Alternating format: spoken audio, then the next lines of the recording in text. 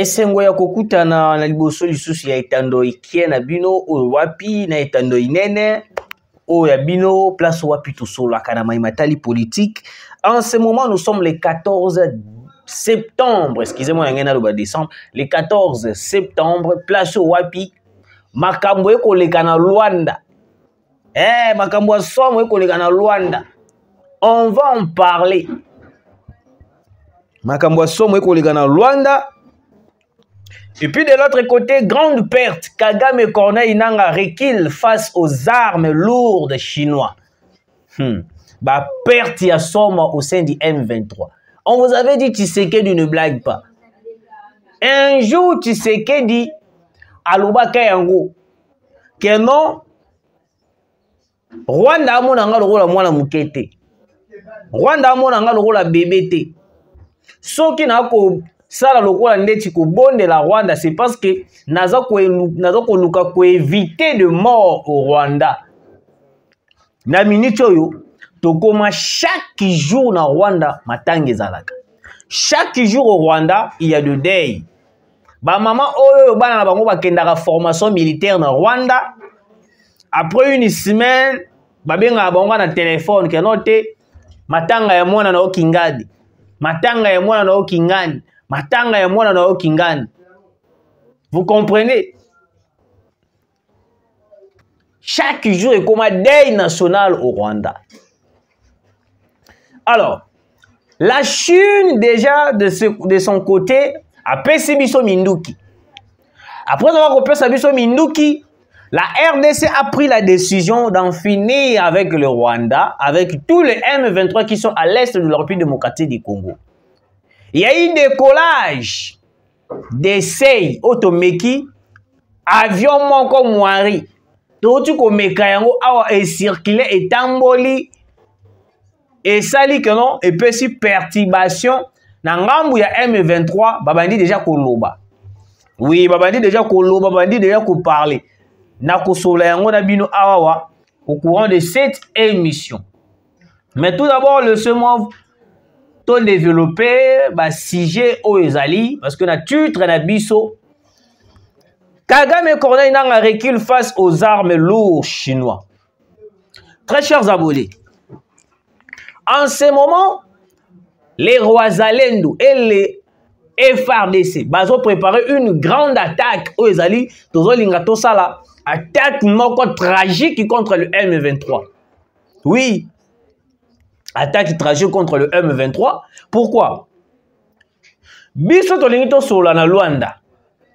De l'autre côté, Paul Kagame a renforcé le M23, a renforcé le RDF, a renforcé AFC. Tomitouni plusieurs questions. Est-ce que c'est pour parler aux alliés dans Luanda? Ça va apporter quelque chose parce que si réellement Paul Kagame avait besoin qu'on puisse mettre la paix à l'est de la République démocratique du Congo, je ne pense pas que non. Il allait encore une fois de plus renforcer la position, renforcer les positions des M23, AFC, Corneille Nangaa, Bertrand Bisimwa. Dans un moment où il est comme il cambo au Beti to Betani. Au Beti to Betani. On a beaucoup d'orloté Paul Kagame, to Berceye, to Bondelier, to Keibo, to Lobi, oh non, c'est Singela qui to Loba. Mais on a compris que Paul Kagame n'a pas la volonté de retirer ses hommes sur les sols congolais. Oui, il n'a pas cette volonté. Parce que Thibaut Komo n'a pas perte énorme, parce qu'on a Kati à Rwanda. Et il faut démontrer que non, Paul Kagame a tatoké na Luanda. Na Brazza, na États-Unis, na Chine, na Russie, il n'acceptera jamais de quitter le sol congolais sans pourtant avoir le bénéfice ya Oya Koluka. Parce qu'il est manipulé par l'Occident. Il est manipulé par l'Occident. Alors l'Occident pousse Paul Kagame de refuser, de continuer à résister, à persister sur ce qui se passe à l'est de la République démocratique du Congo. Il y a de pertes énormes au Salami dans l'est de la République. On a mis une question. Malgré la dictature, il y a Paul Kagame. Pourquoi la population rwandaise ne se lève pas baganga ata koganga parce que bakoki koboma 2 personnes 3 personnes mais jamais akoki koboma 2 millions de personnes to 2000 personnes on va marcher contre cette dictature parce que général rwandais moko a Télémaka en pleine réunion au Paul Kagame a vendu ça tous les militaires alors même président Paul Kagame au continue d'abisso to kende koboma na est de la République voisin na biso mais eloko zo kamwisa biso étant donné to ali ba militaire na yo soki tokei koboma na est de la République tozwi ba minerai ya République démocratique du Congo oli biso moko ba Rwandais to bénéficier na minerai yango mais biso ba Rwandais tozo bénéficier na minerai yango te mais les États-Unis et l'Occident de ba ko bénéficier na minerai yango alors que biso ba Rwandais biso ba militaire na yo tozo kufaka na est de la République. Paul Kagame tanga yo ki réflexion ya militaire na yo wana asali crise. Oh wa pakena ko se retrouver na Pays-Bas. Donc en quelque sorte la population rwandaise ba komi ko comprendre que non eloko to ko bundela ezali yango ya biso te. Eza bénéfice ya ba occidentaux. Oui. L'Occident en bénéficie en 100% par rapport au Rwanda. Donc le Rwanda, il y a le rôle à pas. Il y a le rôle à pas. Donc il y a le rôle à kaka akanga mbisi.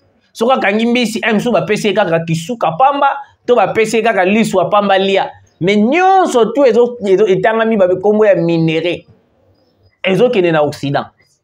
Alors qu'il y a de grandes pertes au Salamana Est. Ba Rwandais, ba Kokufa, ba Ougandais, ba Kenyan, ba Kokufa.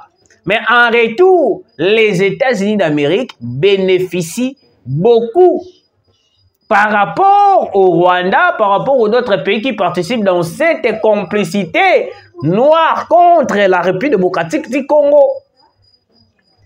Et là, quand on est comme ici, bango ezali nini. Minduki eye awa na Kinshasa, eye ana RDC plutôt. Tshisekedi, alors je suis favorable à faire maintenant la guerre contre le Rwanda et tous ses alliés. Déclaration de Sali Bango Njoto Malili. Boyo kasko États-Unis maraoni à Sali. Une délégation américaine a été reçue par le président du Sénat de la RDC, le speaker du Sénat Jean-Michel Tshamaloukonde, a reçu vendredi 13 septembre 2024 a reçu vendredi 13 septembre 2024 en audience dans son cabinet de travail au Palais du Peuple. L'ambassadrice des États-Unis, Lizzie Tramlin, hey, Nzambalola, place au roi puis les États-Unis d'Amérique, par comme le roi n'a problème à Moutou, Boyoka. Accompagné de la députée Brock J. Kidd, c'est en anglais, hein, excusez-moi. Plusieurs sujets ont été abordés au cours de ces échanges, notamment les liens d'amitié et de coopération entre la RDC et les États-Unis, ainsi que le bon fonctionnement des institutions en RDC.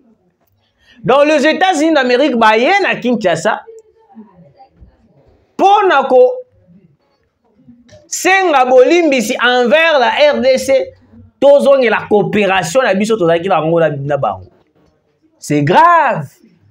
Au moins, tu sais que les places sont remis dans les États-Unis en ce moment à genoux. Oui, les États-Unis à genoux. Tu sais que des interdiplomates. Bah, bon de la siko Tshisekedi te Tshisekedi tozonge la coopération na biso tozalaki na yango kotika biso boete mais et pourtant loko ba ko bossa na les États-Unis d'Amérique. Tshisekedi a beau parler pendant plusieurs années. Il y a les États-Unis d'Amérique non bon renforcer nga na benga na tous les M23 baza na est. Les États-Unis babeta Tshisekedi kara baboya ko accompagner Tshisekedi. Pourquoi? Parce que yeba ki que non Tshisekedi Ce qui t'a appuyé à Rwanda totalement, alors que le Rwanda a une complicité dans l'Est de la République. C'est clair. Parce qu'en ce moment, tu sais qu'il s'est penché envers la Chine, envers la Russie. Dans une minute, tu dois faire partie de BRICS. Il est impossible de te reculer. Impossible. Impossible. Quel que soit Joe Biden, il est la coopération. Quel que soit Joe Biden, quel que soit Donald Trump, il est commis président des États-Unis d'Amérique, on ne va plus reculer à faire une coopération avec les États-Unis. Vous perdez déjà Kinshasa, vous perdez déjà la RDC. Les États-Unis d'Amérique à genoux. Parce que Batali, perte au Rwanda. Perte au sein du M23, AFC, il y a Corneille Nanga, il y a Kagame.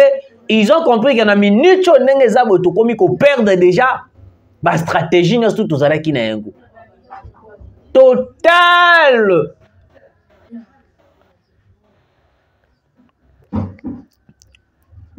Plan, on va préparer.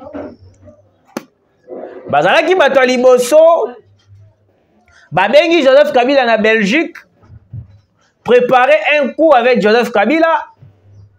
Ils n'ont pas fini avec Joseph Kabila. Joseph Kabila a déjà ABC Bago. Moi, je suis capable de vous fournir des informations fiables pour le Congo. Mais, Nandenge Tshisekedi a commis une relation avec les Chinois et les Russes. C'est très difficile parce que dans les minutes, les Russes et les Chinois ont une bonne relation avec la RDC. Oh, wapi, et comme c'est difficile dans les minutes. Les États-Unis d'Amérique, nous devons s'humilier. Il faut que nous et l'autre côté envers Tshisekedi. Nous devons aller demander pardon envers Tshisekedi. Peut-être Tshisekedi a déchiré, toi, a accord, il y a Sinakina Chine réussi. Impossible. Tshisekedi déjà est parti. La RDC est partie. Place au web. On a essayé que non. Tshisekedi azali na ba stratégie moko un peu très compliqué, comme si a commis qu'on jouait na stratégie moko loko la Vladimir Poutine. Nyonso wana ni kovanda na Poutine. Tshisekedi a commis qu'on joue ba mayele moko un peu très avancé. O wapi batwana ba commis qu'on comprendre te ba mi tuna question, est-ce réellement c'est Tshisekedi ou to ezali papa na yende aza ko incarner corps ya Tshisekedi? Plusieurs questions se posent. Alors, Kagame recule face aux armes lourdes chinois. Les États-Unis accueillent qu'on fout comme la RDC, tous sa coopération. Kagame attend le dit, ce qui coûte papa nanga o yazo soutenir nga na kende ko bundisa RDC. Na kende ko menacer bango. Akei ko fuka la RDC et bongo ngayoyo njete ya kokauka. Je vous parle na minute o na ko Sabino, il y a repli de M23 dans plusieurs positions qui est à l'est de la République.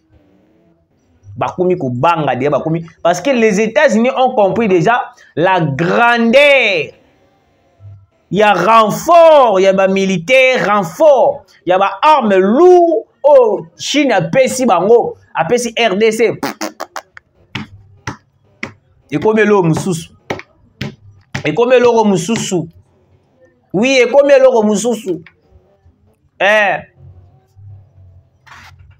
Alors, en ce moment, très chers Congolais, Kagame avait ordonné na militaire na RDF et puis na M23, ba komi ko kangabisa kana plusieurs positions, ba komi ko kima.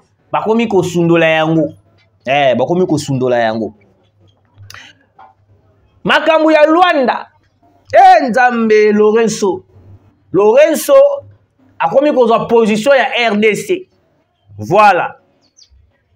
C'est une bonne chose. C'est une bonne chose.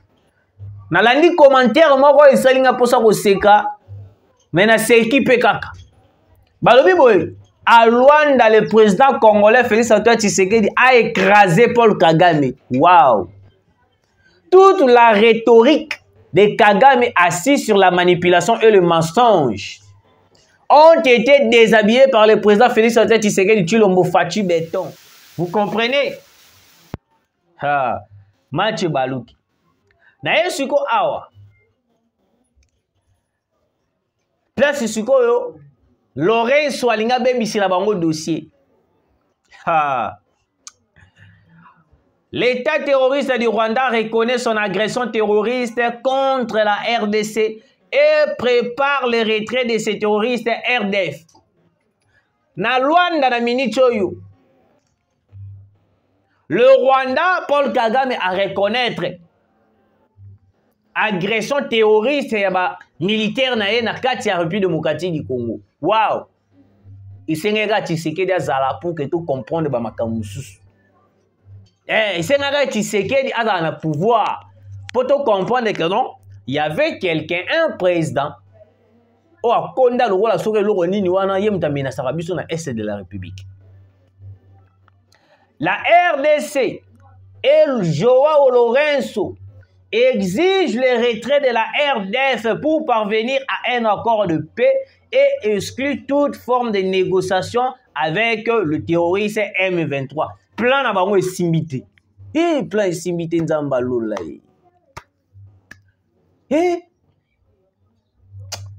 Tshisekedi, il faut te mettre la Tshisekedi maboko. Si c'était Kabila, on allait voir une rencontre, une négociation avec les M23. Kabila a été incapable de combattre les M23. C'est pour cela qu'il nous a exposé envers devant le Rwandais et les Ougandais. Tshisekedi a mis Rwandais, a mis Paul Kagame jusqu'à ce que balobi toute forme de négociation avec les M23. Et puis tu exclus forme sortie de négociation avec les M23.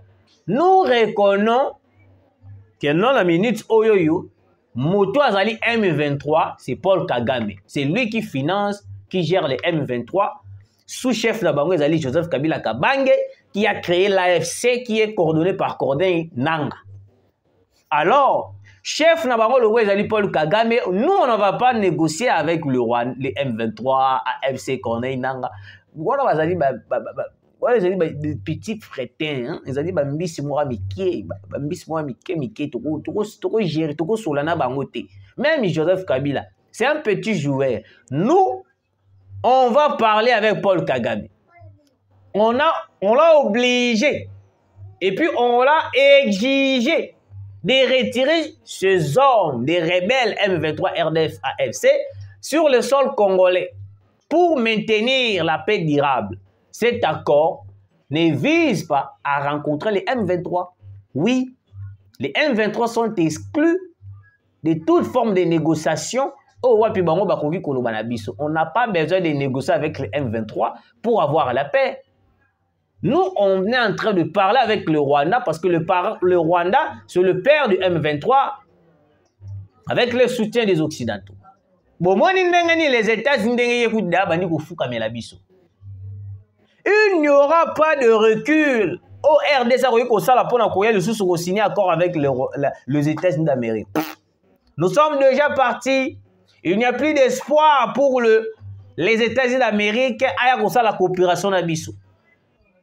Tolobi mingi, ça fait des années. Bo memi biso, bo zui biso loko la bana na bino. Bo sakani na biso, bo jouer na biso. Jusqu'à ce que to monika ka moyen ezate. To se pencher na biso na reçu na Chine. En ce moment, to bosa na nyonso na minute oyo la RDC azoko envisager déjà d'attaquer le Rwanda, d'attaquer Kigali et puis de ramener la paix durable à l'est de la République démocratique du Congo. Oui. Alors, pour terminer, Bande Konanga, cette émission, il y a une nouvelle qui vient de tomber. Oh, wapi. Bato ebele ba kolobela yango pe. Mais na lobaki na kolobela yango ata na suka. Alors, botika ngana développer comme ça na lubilango ata na suka. Très chers Congolais,